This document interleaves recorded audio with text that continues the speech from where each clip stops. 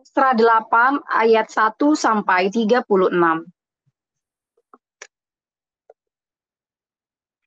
Inilah kepala-kepala kaum keluarga dan silsilah orang-orang yang berangkat pulang bersama-sama aku dari Babel pada zaman pemerintahan Raja Artasasta. Dari Bani Pinehas, Gersom; dari Bani Itamar, Daniel; dari Bani Daud, Hatus bin Sekhanya; dari Bani Paros, Zakaria; dan bersama-sama dia 150 orang laki-laki tercatat di dalam silsilah. Dari Bani Pahat Moab, Elioenai bin Zerahia; dan bersama-sama dia 200 orang laki-laki. Dari Bani Zatu, Sekanya bin Yahaziel; dan bersama-sama dia 300 orang laki-laki. Dan dari Bani Adin, Ebed bin Yonatan; dan bersama-sama dia 50 orang laki-laki. Dari Bani Elam, Yesaya bin Atalia; dan bersama-sama dia 70 orang laki-laki.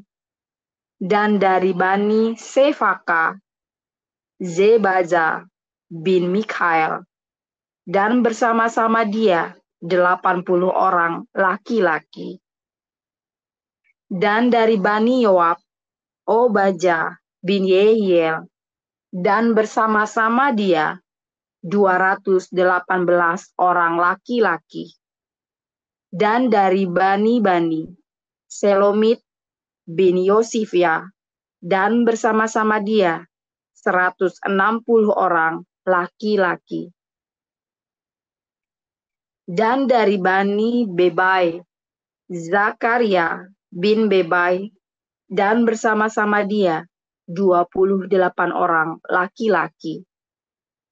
Dan dari Bani Asgad, Yohanan bin Hakatan; dan bersama-sama dia 110 orang laki-laki.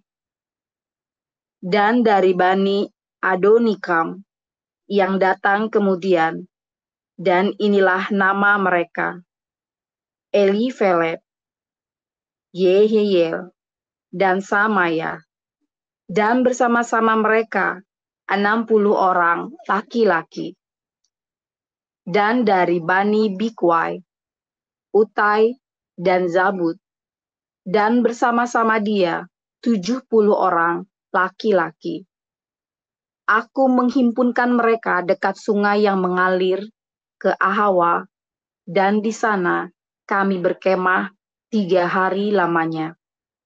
Ketika kuselidiki mereka, ternyata ada orang-orang Israel awam dan imam-imam, tetapi tidak kudapati di antara mereka orang-orang dari Bani Lewi. Sebab itu aku mengirim Eliezer, Ariel, Samaya, Elnatan, Yarib, Elnatan, Natan, Zakaria, Mesulam, yakni kepala-kepala kaum keluarga, dan Yoyarib dan Elnatan, yakni pengajar-pengajar, dengan suatu pesan untuk Ido, kepala setempat di Kasifia. Aku menaruh perkataan-perkataan ke dalam mulut mereka untuk dikatakan kepada Ido dan saudara-saudaranya, para budak di bait Allah di Kasifia itu, supaya mereka mendatangkan kepada kami orang-orang yang harus menyelenggarakan kebaktian di rumah Allah kami. Kemudian karena tangan murah Allah, kami itu melindungi kami. Didatangkanlah oleh mereka kepada kami orang-orang yang berakal budi dari Bani Mahli bin Lewi bin Israel, yakni Serebia dengan anak-anak dan saudara-saudaranya 18 orang. Dan Hazabia beserta Yesaya dari Bani Merari dan saudara-saudaranya dan anak-anak mereka 20 orang. Dan dari para budak di bait Allah yang diberikan Daud dan para pembesar untuk membantu pekerjaan orang-orang Lewi, 220 orang, yang masing-masing ditunjuk dengan disebut namanya. Kemudian di sana, di tepi sungai Ahawa itu, aku memaklumkan puasa, supaya kami merendahkan diri di hadapan Allah kami, dan memohon kepadanya jalan yang aman bagi kami, bagi anak-anak kami, dan segala harta benda kami. Karena aku malu meminta tentara dan orang-orang berkuda kepada raja untuk mengawal kami terhadap musuh di jalan, sebab kami telah berkata kepada raja, demikian. Tangan Allah kami melindungi semua orang yang mencari Dia demi keselamatan mereka. Tetapi kuasa murkanya menimpa semua orang yang meninggalkan Dia. Jadi berpuasalah kami dan memohonkan hal itu kepada Allah, dan Allah mengabulkan permohonan kami. Lalu aku memilih 12 orang pemuka imam, yakni Serebia dan Hazabia, dan bersama-sama mereka 10 orang dari antara saudara-saudara mereka. Aku menimbang bagi mereka perak, emas, dan perlengkapan-perlengkapan, yakni persembahan-persembahan khusus bagi rumah Allah kami, yang dikhususkan oleh raja, serta penasihat-penasihatnya, dan pembesar-pembesarnya, dan semua orang Israel yang ada di sana.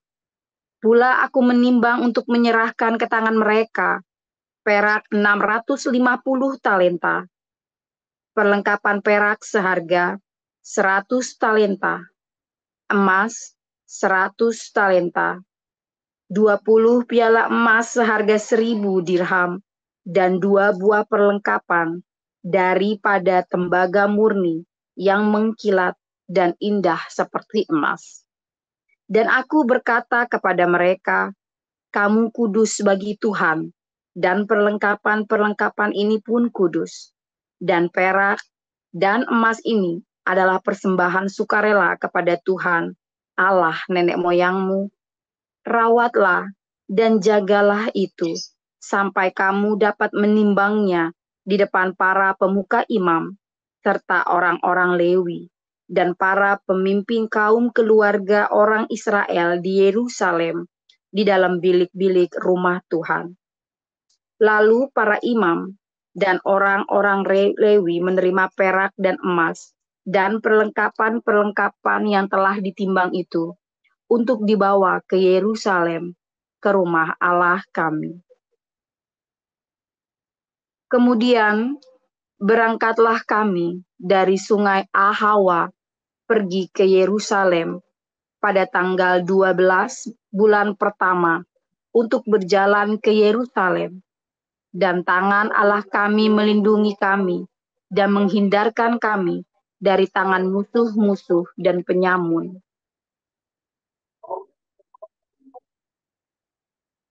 Maka tibalah kami di Yerusalem, sesudah kami tinggal di sana selama 3 hari. Maka pada hari yang keempat, ditimbanglah perak dan emas dan perlengkapan-perlengkapan itu di dalam rumah Allah kami, di bawah pengawasan Imam Meremot bin Uria yang didampingi oleh Eleazar bin Pinehas, dan mereka dibantu oleh Yozabat bin Yesua dan Noaja bin Bunui, orang-orang Lewi. Semuanya dihitung dan ditimbang kembali, dan jumlah timbangannya dibukukan. Pada waktu itu juga, orang-orang yang telah kembali dari penawanan, yakni mereka yang pulang dari pembuangan, mempersembahkan sebagai korban bakaran kepada Allah Israel lembu jantan 12 ekor untuk seluruh Israel, domba jantan 96 ekor, anak domba 77 ekor, kambing jantan sebagai korban penghapus dosa 12 ekor. Semuanya itu sebagai korban bakaran bagi Tuhan. Mereka menyampaikan juga surat perintah raja kepada wakil-wakil raja dan bupati-bupati daerah sebelah barat Sungai Efrat. Dan orang-orang itu memberi sokongan kepada bangsa kita dan kepada rumah Allah.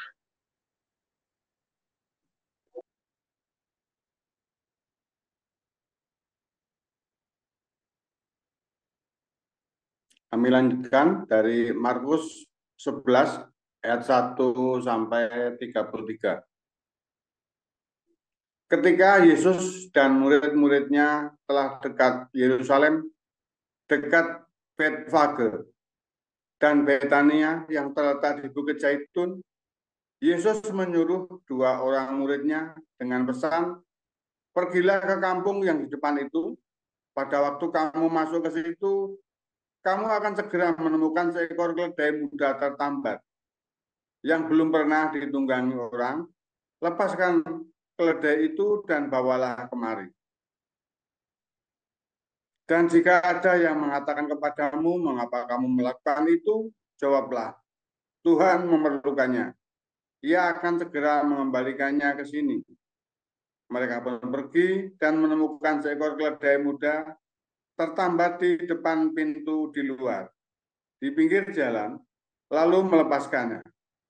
Dan beberapa orang yang ada di situ berkata kepada mereka, "Apa maksudnya kamu melepaskan keledai itu?"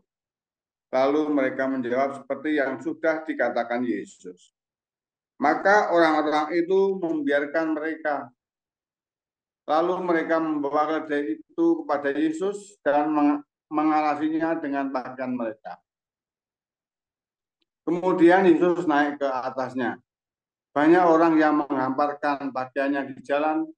Ada pula yang menyebarkan ranting-ranting hijau yang mereka ambil dari ladang. Orang-orang yang berjalan di depan dan mereka yang mengikuti dari belakang berseru, "Hosana, diberkatilah dia yang datang dalam nama Tuhan. Diberkatilah kerajaan yang datang, kerajaan Bapa kita Daud. Hosana di tempat yang maha tinggi." Sesampainya di Yerusalem, ia masuk ke Bait Allah. Di sana ia meninjau semuanya, tetapi sebab hari sudah hampir malam, ia keluar ke Betania bersama dengan kedua belas muridnya. Keesokan harinya sesudah Yesus dan kedua belas muridnya meninggalkan Betania, Yesus merasa lapar dan dari jauh ia melihat pohon ara yang sudah berdaun. Ia mendekatinya untuk melihat kalau ada mendapat apa-apa pada pohon itu. Tetapi waktu ia tiba di situ, ia tidak mendapat apa-apa selain daun-daun saja, sebab memang bukan musim buah ara. Maka katanya kepada pohon itu, "Jangan lagi seorang pun makan buahmu selama-lamanya." Dan murid-muridnya pun mendengarnya. Lalu tibalah Yesus dan murid-muridnya di Yerusalem. Sesudah Yesus masuk ke Bait Allah, mulailah ia mengusir orang-orang yang berjual beli di halaman Bait Allah. Meja-meja penukar uang dan bangku-bangku pedagang merpati dibalikkannya. Dan ia tidak memperbolehkan orang membawa barang-barang melintasi halaman Bait Allah. Lalu ia mengajar mereka, katanya, "Bukankah ada tertulis, rumahku akan disebut rumah doa bagi segala bangsa? Tetapi kamu ini telah menjadikannya sarang penyamun." Imam-imam kepala dan ahli-ahli Taurat mendengar tentang peristiwa itu dan mereka berusaha untuk membinasakan dia. Sebab mereka takut kepadanya, melihat seluruh orang banyak takjub akan pengajarannya. Menjelang malam mereka keluar lagi dari kota. Pagi-pagi ketika Yesus dan murid-muridnya lewat, mereka melihat pohon ara tadi sudah kering sampai ke akar-akarnya. Maka teringatlah Petrus akan apa yang telah terjadi. Lalu ia berkata kepada Yesus, "Rabi, lihatlah, pohon ara yang kau kutuk itu sudah kering." Yesus menjawab mereka, percayalah kepada Allah. Aku berkata kepadamu, sesungguhnya barang siapa berkata kepada gunung ini, beranjaklah dan tercampaklah ke dalam laut, asal tidak bimbang hatinya, tetapi percaya bahwa apa yang dikatakannya itu akan terjadi, maka hal itu akan terjadi baginya. Karena itu aku berkata kepadamu, apa saja yang kamu minta dan doakan, percayalah bahwa kamu telah menerimanya, maka hal itu akan diberikan kepadamu. Jika kamu berdiri untuk berdoa, ampunilah dahulu sekiranya ada orang sesuatu dalam hatimu terhadap seseorang, supaya juga Bapamu yang di surga mengampuni kesalahan-kesalahanmu. Tetapi jika kamu tidak mengampuni, maka Bapamu yang di surga juga tidak akan mengampuni kesalahan-kesalahanmu.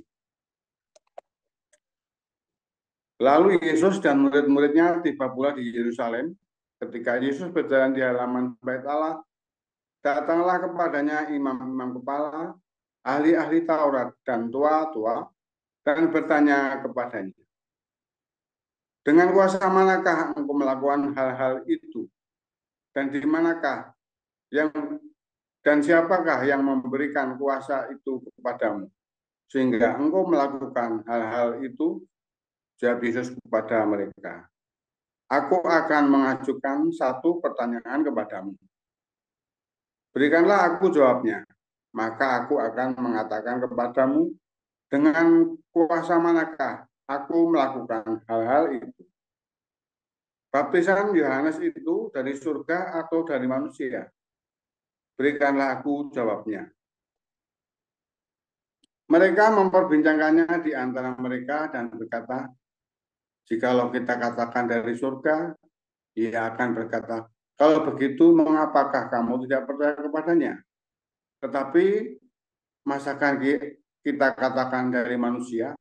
Sebab mereka takut kepada orang banyak, karena semua orang menganggap bahwa Yohanes betul-betul seorang nabi. Lalu mereka menjawab Yesus, kami tidak tahu. Maka kata Yesus kepadanya, jika demikian aku juga tidak mengatakan kepadamu dengan kuasa manakah aku melakukan hal-hal itu. Demikian firman Tuhan. Terima kasih Pak Mulia. Iya, terima kasih untuk para lektor yang telah membacakan firman Tuhan, Ibu Veronica dan Pak Murji. Saudara, sesaat lagi kita akan memasuki renungan firman Tuhan yang akan dibawakan oleh hambanya, Gembala Dr. Joseph Paul Zhang.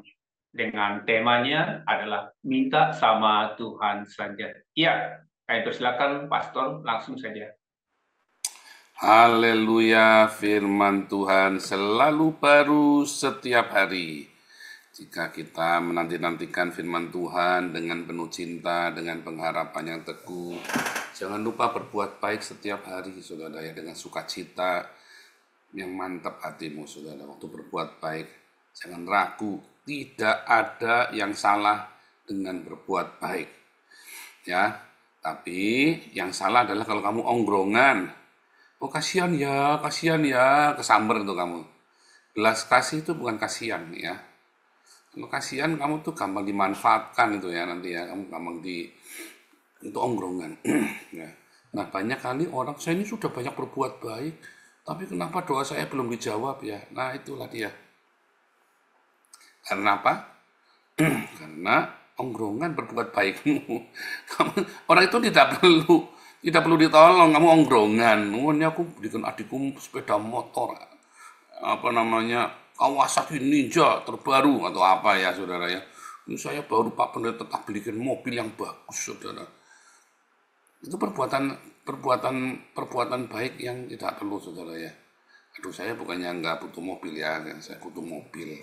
Tapi bukan mobil yang bagus, yang mewah segala saudara ya. Dan kemarin pun kita juga nggak minta-minta ya saudara ya, dalam kebutuhan kita itu kita nggak minta-minta, malu saudara ya, nggak malu, kita hamba Tuhan malu minta-minta sama jemaat, gimana sih Harusnya malah kita yang memberi ya. Iya kan? Di rumah Tuhan kan harusnya tempat kita memberi kan, bukannya kita minta-minta kan. Benar nggak? Coba kamu pikir lagi saudara.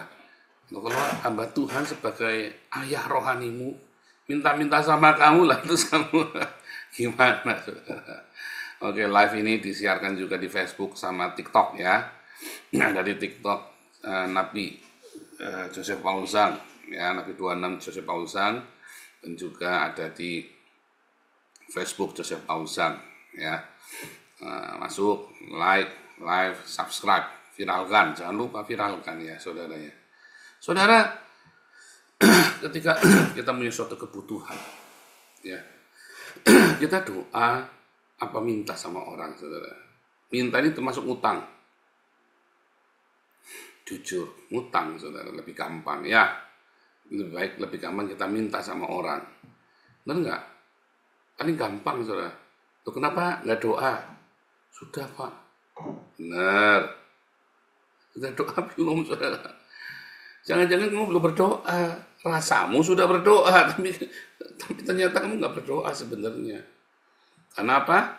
Karena selama ini kamu berdoa kan nggak dikabulkan, kan kamu capek. Nah, kenapa kamu doanya nggak dikabulkan selama ini? Yakobus berkata, karena kamu berdoa, yang kamu doakan untuk memuaskan keinginanmu. Ya kan? Sehingga kamu masuk dalam rupa-rupa pencobaan. Loh, katanya tadi minta apa saja. Apa saja? Nah, apa saja? Lah kamu mintanya apa saja, saudara? Minta mobil mewah, minta rumah yang bagus, istri yang cantik, kamu minta kawin lagi, kamu minta apa?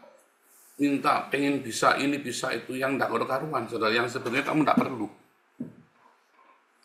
Saudara, permintaan-permintaan seperti itu adalah permintaan-permintaan yang manusiawi. Tetapi, ya, itu bukan apa saja itu, saudara. Serius, saudara ya. Mintalah apa saja. Itu bukan apa saja. Kamu harus baca pengajaran Tuhan Yesus. Kamu harus belajar pengajaran Yesus yang lengkap. Ternyata Tuhan Yesus pernah cerita tentang akan dikabulkan apa saja yang diinginkan hatimu. Apa saja yang kamu minta kepada Bapa akan dikabulkan. Apa saja. Ternyata syaratnya apa, saudara? Kalau kamu tinggal di dalam aku tinggal di dalam kamu. Dalam Yohanes 15. Jadi ketika Yesus cerita ya tentang pohon ara dikutuk, lalu kalau kamu bilang pada gunung ini beranjak, maka gunungnya akan beranjak kalau kamu punya iman dan kamu yakin dan tidak goyang, saudara. Bagaimana bisa kamu yakin dan tidak goyang, saudara? Loh, kamu belum pernah mengalami pengalaman-pengalaman sebelumnya. Bagaimana kamu bisa yakin dan tidak goyang? Kamu belum mengalami pengalaman-pengalaman, apalagi mau mindahin gunung, saudara. Iya kan? Mau pindah rumah aja, kamu bingung kan? Perlu diusir dari kontrakan, mau pindah rumah, pindah kemana? Jangan mindahin gunung, saudara. Kamu harus belajar. Apa saja, saudara? Apa yang termasuk dengan apa saja? Nah, apa saja inilah yang orang seringkali ya luput. Tuhan bilang apa? Burung di udara dipelihara, bunga di padang dia hiasi. Ya, simpel ya. Burung di udara dipelihara, bunga di padang dia hiasi. Itulah apa saja. Kamu tidak akan kurangan makan, kamu tidak akan kurangan pakaian, kamu tidak akan kurangan tempat tinggal. Apa saja, saudara. Allahku akan memenuhi semua kebutuhan, keperluan menurut kekayaan dan kemuliaannya. Apa saja, saudara. Tapi kalau kamu minta Ferrari, kamu minta istri 2, kamu minta yang tidak, itu tadi ya. Ada lagi ya, saudara ya. Berikanlah kepada kami hari ini makanan kami yang secukupnya. Loh, Tuhan Yesus ajari kita loh. Berikanlah daily bread loh. Secukupnya. Untuk hari ini. Kalau lebih, nah itu saudara. Itulah apa saja. Kan kita minta Tuhan ajari kami berdoa. Kamu doa, jangan khawatir. Kamu doa yang mantap doanya ya. Apa saja yang kamu doakan. Lalu kita tanya doanya gimana Tuhan? Diajari sama Tuhan. Berilah kami pada hari ini makanan kami yang secukupnya. Dan ampunilah kesalahan kami. Apa saja kata Tuhan Yesus, minta apa saja. Tapi kalau kamu berdiri untuk berdoa, ampunilah dulu. Kalau ada kamu menyimpan kemarahan pada saudaramu, ya kan? Apa saja. Nah, itu loh. Ternyata dalam kata mintalah apa saja, seolah apa saja yang kamu minta doakan, percayalah kamu sudah menerimanya. Apa saja ini diajarin. Lalu bagaimana doanya dong Tuhan? Apabila kamu berdoa, berdoalah demikian. Bapa kami di surga, dikuduskanlah namamu. Datanglah kerajaanmu. Jadilah kehendakmu di bumi seperti di surga. Jadilah kehendakmu apa saja. Jadilah kehendakmu. Kamu berani nggak berdoa jadilah kehendakmu? Susah, saudara. Kamu kudu nyoba. Harus bilang. Dan kalau benar-benar jadilah kehendak Tuhan, kamu yakin percaya, jangan marah, jangan ngeluh, tenang saja. Saya kalau berdoa sama Tuhan, sebentar Tuhan, ini kan maunya saya. Saya selalu bilang begitu, saudara ya. Tuhan maunya apa? Soalnya selama ini, kalau yang saya mau ya terus salah. Ada konsekuensinya. Adalah yang Tuhan mau aja lah. Pasti baik. Ya, saudara. Yang Tuhan mau pasti baik, saudara. Waktu kita dipindah dari Jerman ke sini, waduh, kita takut, saudara ya. Takutnya nanti tiba-tiba di Belanda dipulangkan. Iya kan? Kita bilang, Tuhan, jadilah kehendakmu. Ya. Ketika kita mulai ya, masuk ya di dalam proses prosedur. Tidak ada yang nolongin kita, saudara. Tidak ada yang nolongin saya. Kita kerekelan sendiri nih, ya, Edwin dan yang lain-lain ini yang ada di Belanda ini, saya kasih katrolan, saudara ya. Jangan kan ini ngasih kerjaan aja tidak ada, saudara. Saya kudu nyaris sendiri, nabrak-nabrak, malah difitnah orang, iya, saudara. 2 kali saya mau dipulangkan nyaris ya. Saya cepetan cabut, saudara ya. 2 kali saya mau dipulangkan. Kamu kira terus ada pendeta Amos dari Singapura ya, Amos Jayaratnam itu dia bilang, dalam 3 bulan pertama ini, kamu harus benar-benar doa peperangan. Karena banyak orang-orang yang ingin memulangkan kamu. Kalau kamu menang, kamu akan berhasil di sini. Kamu akan menuai. Waduh, saudara, itu 3 bulan. 3 bulan itu benar. 2 kali saya mau dipulangkan ya sama orang Indonesia. Dikhianati, saudara. Apa saja saya doa, saudara ya. Tuhan yang suruh saya ke sini loh. Menurut pemikiran saya, menurut iman saya yang saya dengar waktu di Indonesia. Kalau apapun yang terjadi Tuhan, apa saja kehendak-Mu yang terjadi. Ya kan? Makanan secukupnya. Ampuni kehendak-Mu yang jadi. Waduh, itu kan di dalam kata apa saja ini kan ternyata ada 3 ini kan. Kamu harus belajar ngomong, berikan pada kami makanan secukupnya. Dalam kata apa saja, kamu harus berani ampuni. Jangan takut rugi ketika kamu ngampuni sesamamu dan memberkati musuhmu. Di dalam kata apa saja ternyata ada apa? Kehendak-Mu Tuhan yang jadi, bukan kehendakku. Di dalam kata apa saja ternyata ada Yohanes 15. Kalau kamu tinggal di dalam aku tinggal di dalam kamu. Kalau cintaku tinggal di dalam kamu, dan kalau remaku tinggal di dalam kamu, dan kamu tetap tinggal di dalam cintaku, agapeku. Loh, apa saja ini kemana-mana nih, saudara. Nah, ada beberapa pendeta yang ngotot ya, doa apa saja ya, yakin bahwa kamu sudah memilikinya. Itu salah, saudara. Kamu akan kecelek. Karena di dalam kata apa saja itu ada pengajaran yang lengkap di situ, saudara. Adalah sebuah pengajaran tentang karakter, adalah pengajaran tentang menyerahkan hidupmu. Kalau kamu sudah benar-benar bilang kehendakmu yang jadi Tuhan. Kalau kamu sudah bilang, Tuhan, berikan makanan kami yang secukupnya. Kalau lebih saya bagi, Tuhan, ke orang yang lebih membutuhkan. Kalau kamu sudah bilang, aku ampuni musuh-musuhmu, Tuhan. Kalau kamu sudah bilang, aku mau tinggal di dalam cintanya Tuhan, dan biarlah remanya Tuhan tetap di dalamku. Kalau kamu sudah bilang, ya, kamu berdoa, sudah, kamu katakan itu, saudara. Artinya apa, saudara? Kamu sudah sepakat, datanglah kerajaanmu, Tuhan. Iya kan? Kerajaan Tuhan, kamu menghadirkan kerajaan Allah. Kalau kamu menghadirkan neraka bagi teman-temanmu, bagi saudara-saudaramu, bagi keluargamu, kamu jangan ngibul, jangan kamu mengigau, halu, saudara, apa saja gundulmu peang, saudara. Bahkan, saudara. Loh, saya ngajari kamu yang benar ini, saudara ya. Jangan kamu ngarang-ngarang doa, kamu cek. Ini adalah sebuah pengajaran yang lengkap.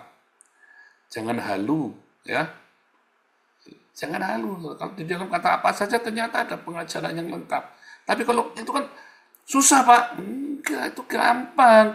Cuman kamu nggak mau nyari aja, kamu nggak mau belajar. Tiap hari kamu bilang, Bapa kami di sorga, dikuduskanlah namamu. Kamu hormat nggak sama nama itu? Kan diajarin supaya apa saja. Bapak harus jadi pendeta dulu. Enggak, saudara. Enggak, anak kecil. Ya, anak kecil, iman anak kecil yang tulus. Kamu hanya perlu punya hati yang tulus. Jangan akal-akalan sama Tuhan, jangan cong-tipu sama Tuhan. Ya, mintalah apa saja yang kamu doakan dan minta pasti akan diberikan kepadamu. Tapi karena kamu sudah, yang apa sajanya itu sudah, aduh Tuhan, ribet Tuhan. Akhirnya kamu lebih gampang minta sama Om, minta dong Om. Iya kan? Bang, minta dong Bang, utang. Iya kan, lebih enak kan? Akhirnya kamu tidak berdoa, kamu minta kepada orang lain. Itu lebih gampang, lebih realistis, tapi goblok. Kamu tidak akan pernah punya iman seperti yang saya miliki. Apa saja. Waktu istri saya sakit, apa saja saya bilang di dalam nama Tuhan Yesus. Dokter sudah bingung, saudara ya. Bayangin 9 bulan sakit. Itu berat badannya sampai turun ya, saudara ya. Begitu saya ngerti, ya saya bilang sama Ana, yakin sudah nggak ada masalah kan kamu? Yakin. Tengking, saudara, dalam nama Tuhan Yesus. Siapapun yang kirim sakit kembali. Karena siapa mau sakit apa, saudara? Kita semua baik-baik semuanya. Tolak ketika ada yang ngirim kan. Ada yang sengaja mengharapkan kita nggak benar. Tolak dalam nama Yesus. Apa saja. Ngampuni. Oh, saya ampuni, saudara. Kan saya nggak tahu. Saya bilang siapapun yang ngirim kembali. Ya. Dalam nama. Nah, kalau ada yang kebetulan yang ngirim, lagi dengar sini, bilang sama saya. Kamu datang sama saya doakan. Pasti kamu lepas. Ya. Sakit, didoakan apa saja, pasti sembuh. Tetapi kamu minta apa sajanya ini kamu sudah tahu, komplit. Ya, di balik apa saja ini, kamu harus sudah siap dengan apa saja. Ya, Tuhan Yesus memberkati. Jangan minta-minta lagi sama orang, malu. Minta sama Tuhan, Bapa kita yang akan menyediakan menurut kekayaan dan kemuliaannya di dalam Yesus. Menyediakan semua kebutuhan dan keperluanmu, bukan keinginanmu, saudara. Ingat-ingat ya, bukan keinginanmu. Kamu perlu sekolah, perlu makan, perlu. Kamu perlu rumah, kamu perlu pakaian, saudara. Kamu tidak perlu mobil mewah, kamu tidak perlu kendaraan mewah. Yang penting kendaraan itu berguna. Kamu tidak perlu barang mewah. Kamu hanya memerlukan makan, pakaian, tempat tinggal, sekolah, kesehatan. Ya, minta itu. Apa saja Tuhan akan berikan. Amin. Haleluya.